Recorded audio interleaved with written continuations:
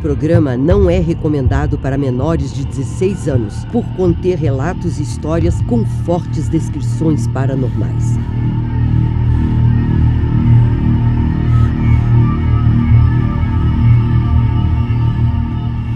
Coloque fones de ouvido, apague a luz ou feche seus olhos para uma melhor experiência imersiva.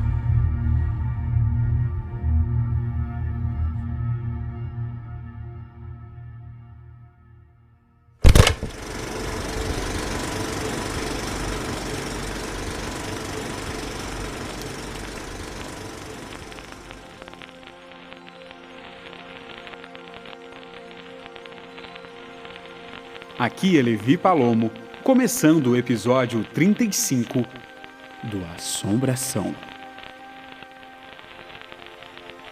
O caso que você vai ouvir em instantes é um dos mais bem documentados e acompanhados por investigadores que durante 2 anos presenciaram a ação do paranormal e que envolve levitação, móveis sendo movidos pelo ar e objetos voadores girando em direção às pessoas que presenciavam os acontecidos naquela fatídica residência em Londres. Havia ventos frios, agressões físicas, pichações, água aparecendo no chão e até mesmo fósforos pegando fogo espontaneamente. Uma policial assinou uma declaração alegando ter realmente visto uma cadeira se mover. Mais de 30 pessoas testemunharam os estranhos incidentes do local. Mas por que tudo isso aconteceu? O quanto desse caso é real e o quanto é exagero ou mentira? Esse foi o caso paranormal mais famoso ocorrido na cidade de Enfield, que manteve milhares de pessoas pelo mundo fascinadas e curiosas por mais detalhes da história real que aconteceu há mais de 30 anos, intrigando policiais, médiuns, especialistas em ocultismo e repórteres. Este é o caso que deu origem ao filme campeão de bilheteria, Invocação do Mal 2. Assim como o primeiro filme de Invocação do Mal, o roteiro de Invocação do Mal 2 também foi baseado nas anotações do casal Warren. O Assombração apresenta Investigações de Ed e Lorraine Warren, episódio 8. Senhoras e senhores, bem-vindos à nossa sintonia paranormal. Está no ar o Assombração.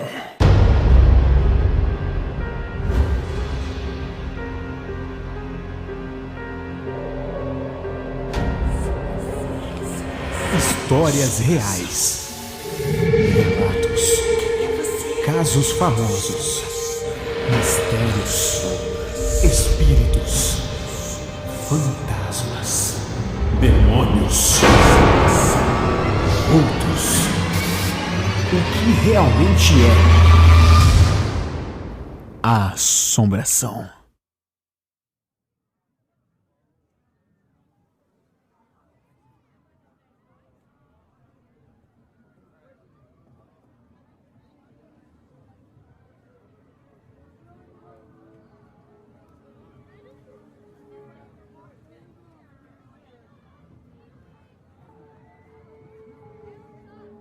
Enfield é uma cidade no norte de Londres, Inglaterra, com mais de 224 mil habitantes. Uma cidade pacífica, arborizada, mas com um peso histórico muito grande, por carregar em sua memória um caso desgraçado e completamente assustador envolvendo uma casa bem específica na Green Street 284. A mãe solteira Peggy Hodgson, seus 4 filhos e mais de 30 testemunhas presenciais, incluindo vizinhos, detetives paranormais e jornalistas, viram e ouviram dentro da casa da família incidentes inexplicáveis. A história ganhou grande repercussão na época e atraiu o casal americano Ed e Lorraine Warren. De acordo com a mulher, suas filhas Margaret, de 13 anos, e Janet, de 11, ouviram batidas em uma parede no cômodo ao lado dos quartos.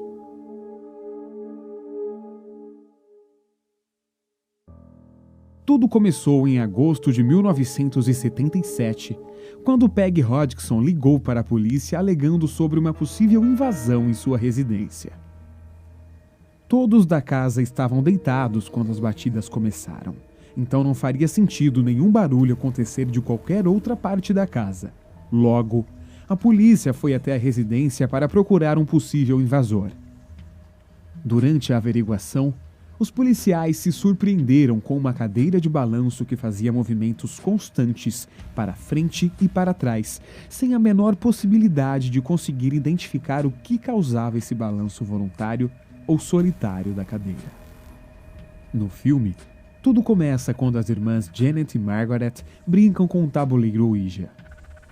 Em entrevista 4 anos depois dos acontecimentos, Janet confirmou que os barulhos estranhos começaram depois de uma brincadeira que elas fizeram com o tabuleiro.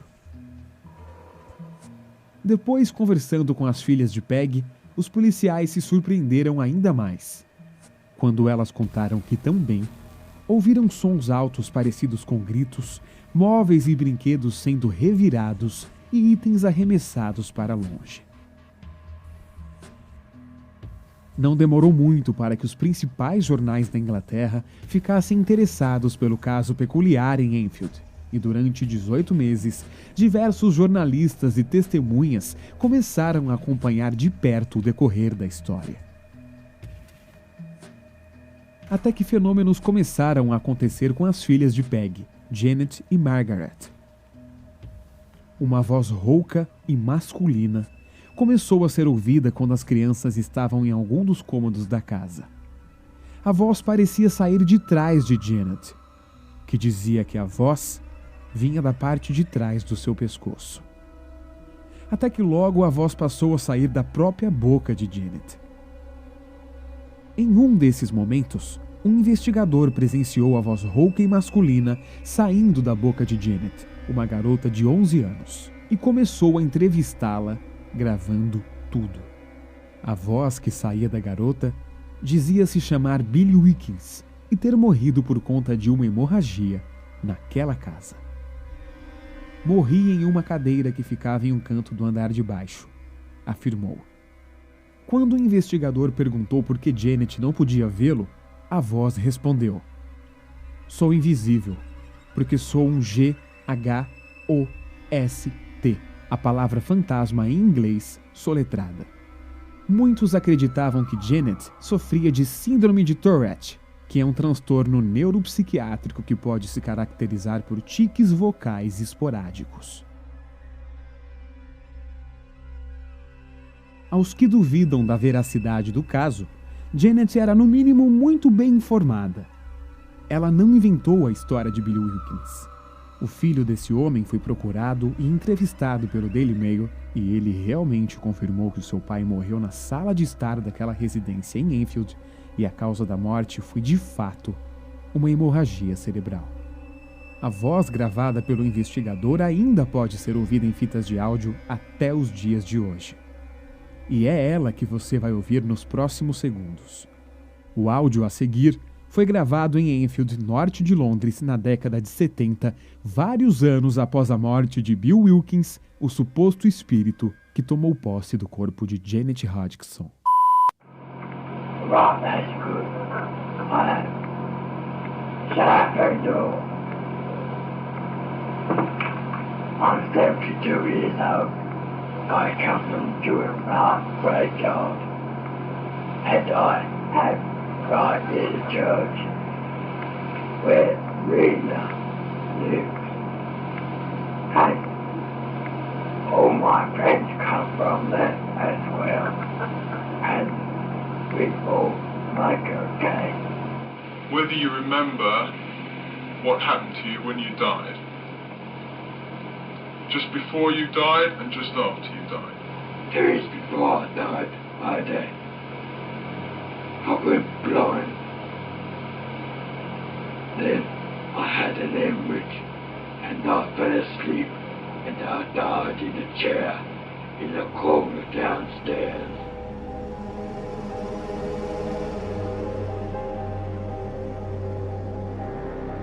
Na noite de 31 de agosto de 1977, Peggy Hodgson entrou no quarto de seus filhos e viu uma penteadeira movendo-se sozinha. Eu não conseguia acreditar. Cheguei a empurrar a penteadeira 2 vezes, mas na terceira vez não consegui movê-la. Relembra Peggy em uma entrevista gravada na época. O estranho episódio foi acompanhado de repetidos barulhos de batidas. Com medo, Peggy Hodgson pediu que um dos seus filhos fosse chamar seu vizinho, Vic Nottingham. Escutei as batidas quando entrava pela porta principal. Andei por toda a casa e não consegui entender o que estava acontecendo. Por isso, imaginei que só havia uma coisa a fazer: chamar a polícia, disse o vizinho Vic, também em depoimento na época. A policial Caroline Hips foi a primeira a chegar ao local e viu uma cadeira deslizar sem explicação pelo quarto. A cadeira se levantou cerca de 1,5 metros do chão e deslizou aproximadamente 1 a 1,5 metros para a direita, antes de parar, descreveu a policial. No entanto, assim como Peggy Hodgson e Vic Nottingham, a polícia não sabia o que fazer. Maurice Grossi, membro da Sociedade para a Investigação Psíquica, coordenou a investigação na casa dos Hodgson. Eu mesmo vi as bolas de gude se movendo de um lado para o outro. Vi a porta se mover sem ajuda e senti uma diminuição na temperatura sem explicação, disse em entrevista na época. No início de novembro de 1977, ele confrontou a suposta presença na sala de estar. Quando perguntei: "Você está brincando comigo?", me atirou uma caixa de papelão e uma almofada na cara. Richard Grossi, o filho de Maurice Grossi, era um advogado recém-formado quando o caso começou. Ele é provavelmente o único membro da Sociedade de Direito Inglesa que pode dizer que interrogou um espírito. Quando o suposto espírito começou a falar, Richard conversava e também fazia perguntas. Durante a investigação de Maurice Grossi, uma repórter cobriu o caso para programas de rádio. Uma noite, ela e Grossi fizeram uma vigília noturna na casa enquanto a família dormia. E depois que as meninas foram dormir, eles ouviram um barulho enorme vindo de seu quarto no andar de cima, relembra. A repórter subiu as escadas e parecia que alguma coisa tinha empurrado uma cadeira para o outro lado do quarto, a uma distância de 2 metros de onde o móvel estava. Para ela, era impossível que as 2 crianças que estavam dormindo na cama tivessem feito aquilo. Na época, a repórter declarou que estava convencida de que algo sobrenatural tinha sido responsável por tudo aquilo.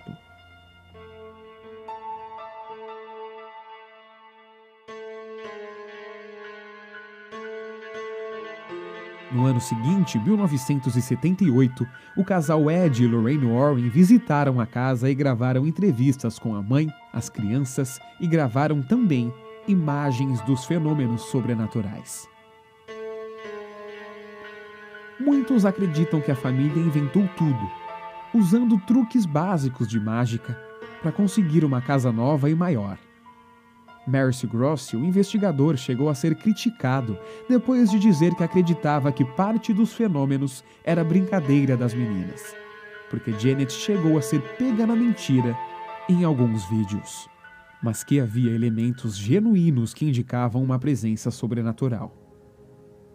Quando uma câmera de vídeo foi instalada no quarto ao lado de Janet, a jovem foi flagrada fazendo truques.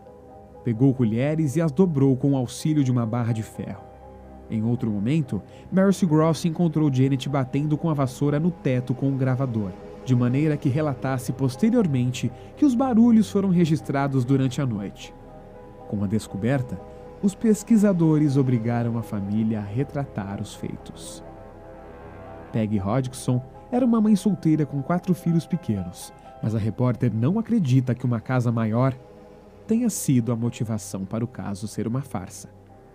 Ela achava que sua casa era boa e ficou nela. Foi o local onde ela morreu em 2003, afirma a repórter. Ela mesma admite que no início era extremamente cética em relação ao fenômeno e buscava diversas maneiras de explicar o truque. No entanto, todos na casa pareciam sinceros e muito assustados. Richard Grossi também não acredita que o motivo da família pudesse ter sido financeiro. Afinal de contas, eles nunca ganharam dinheiro com isso. Ele também rejeita as afirmações de que Janet Hodgson sofria de síndrome de Tourette. Quando a voz que parecia vir da garota começava, ela falava sem parar por 2, 3 horas, afirma. Seu pai, Maurice Grossi, também não acreditava na possibilidade de que a menina estivesse fazendo um truque de ventriloquismo.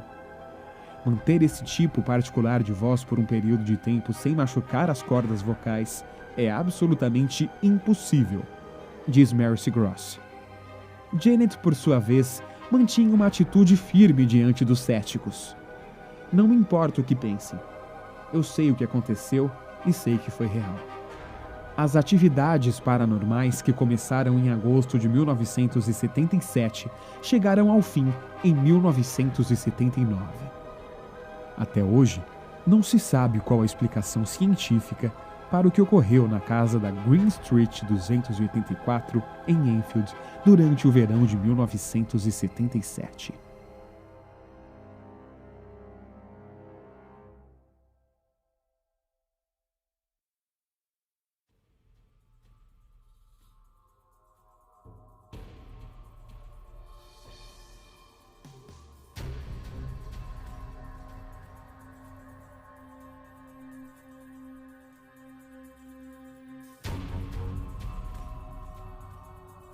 O fotojornalista Graham Morris, que na época trabalhava para o jornal Daily Mirror, ainda se lembra do que aconteceu quando ele recebeu um telefonema de seu editor e foi enviado para a casa dos Hodgson para um trabalho que, segundo ele, mudou sua vida. Para ele, era claro que os acontecimentos estranhos ocorriam quando as crianças estavam em casa, especialmente Janet. Ao chegar na casa, ele parou na penumbra da cozinha enquanto adultos levavam uma a uma as crianças que estavam dormindo. A última a entrar foi Janet. De repente, objetos simplesmente começaram a voar. Um pedaço de Lego, inclusive, atingiu ele no olho direito.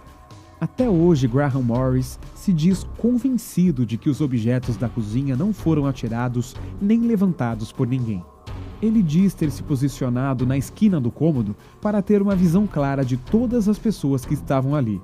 Nenhuma delas estava fazendo nada, segundo ele. Em uma das sequências de fotos que ele fez na casa, ele mostra um momento em que Janet levitava em seu quarto. Na imagem principal, ela estava no ar no momento em que voava e havia subido deitada com a boca para baixo. Essa série de fotos do suposto acontecimento foi publicada no jornal Daily Mirror, mas pessoas rapidamente se deram conta de que as fotos não mostraram nada mais do que uma criança pulando da cama. O fotógrafo Graham Morris teria simplesmente cortado as cenas entre os pulos para que parecesse um voo. Em 2011, ele deu uma entrevista sobre o caso para o apresentador Stephen Nolan, da BBC, dizendo que tudo aquilo foi verdade. O apresentador provoca: "Eu acho tudo isso difícil de acreditar." E o fotógrafo respondeu: "É claro, você não estava lá." "Eu ainda me recuso a acreditar que foi um fantasma.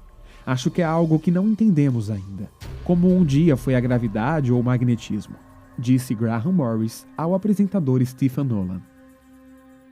No filme, logo antes das cruzes começarem a girar, a Janet do filme Invocação do Mal 2 aparece presa ao teto. Nada do tipo realmente foi relatado, mas a Janet verdadeira diz que chegou a levitar. Em entrevista, ela também disse que realmente era possuída pela força que assombrava sua casa. Várias pessoas ouviram a menina falar com uma voz grave e estranha. Segundo ela, era o espírito de Bill Wilkins, homem que vivera na casa antes de sua família. Por outro lado, vários especialistas analisaram o que Janet dizia enquanto estava possuída e concluíram que, apesar da voz grossa, seu vocabulário ainda era o de uma criança e que ela não dizia nada que não pudesse ter imaginado. A própria Janet disse no documentário da BBC que a voz começou a se manifestar quando Maurice Grossi disse às meninas que o que faltava para comprovar a existência do espírito é que ele começasse a falar. A explicação dada para o vozeirão seriam as falsas cordas vocais, a primeira parte da laringe que é responsável pelos sons guturais que cantores de metal conseguem reproduzir. Em entrevista ao The Telegraph, Peggy Hodgson revelou que mentiu sobre algumas das manifestações paranormais para ganhar destaque na mídia. Contudo, ela garante que a maioria dos fatos aconteceu de verdade. Inclusive, as fotos feitas pelo fotógrafo Graham Morris podem parecer falsas, mas todos que estavam no local afirmam que Janet realmente levitou. Em 2012, Janet, já adulta, afirmou que ela e a irmã falsificaram cerca de 2% dos acontecimentos paranormais, segundo ela, para perceber se os especialistas notariam a diferença. Após solucionar as assombrações em 1979, a família Hodgson sofreu com mais tragédias marcantes, como a morte de Billy, irmão mais novo de Janet. O menino morreu aos 14 anos, vítima de câncer. Janet, anos depois, teve um filho e ele também faleceu. Mas a causa da morte foi misteriosa e tudo aconteceu enquanto ele dormia. As distorções na voz de Janet foram explicadas de maneira simples pelo pesquisador Joe Nickel. Segundo ele, tratava-se de um mau funcionamento do gravador, o que já é uma opinião com ceticismo totalmente exagerado, sendo que algumas pessoas testemunharam a voz grossa e rouca que saía da boca de Janet. Inclusive, se isso fosse um defeito do gravador, as outras vozes também sairiam diferentes, o que não é o caso.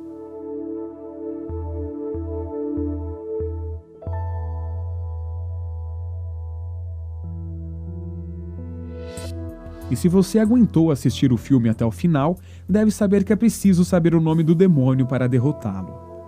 Mas o que você não sabe é que o nome foi mostrado a você ainda no início do filme. A palavra Valak pode ser vista diversas vezes na casa dos Warren, na janela da cozinha, nas pulseiras que Judd faz e até na estante de livros em grandes letras de madeira. Quem duvida que a história do terror Invocação do Mal 2 seja realmente baseada em fatos reais pode se surpreender ao assistir um documentário raro da BBC gravado em 1970 e que já está disponível no nosso canal do YouTube. É só pesquisar por Assombração Podcast que você encontrará o documentário. Esse documentário mostra a casa de Enfield, a família e os fatos que assombraram o local. O vídeo também serve para demonstrar a fidelidade da recriação do local e dos eventos fantasmagóricos do filme. Ao final, fica a certeza de que se trata de um terror bastante realista, o que torna o filme ainda mais assustador.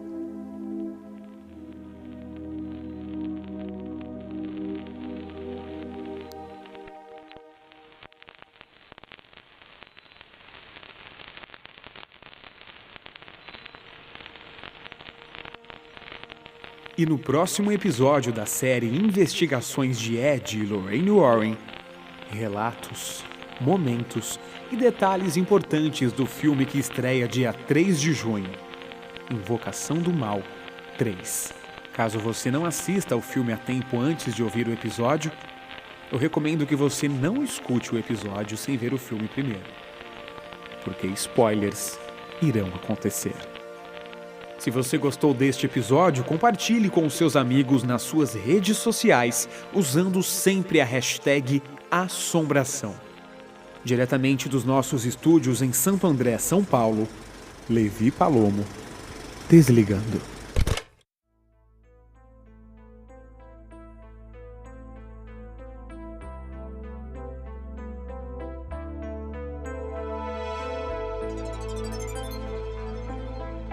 O Assombração é um programa apresentado, produzido, editado e criado por Levi Palomo.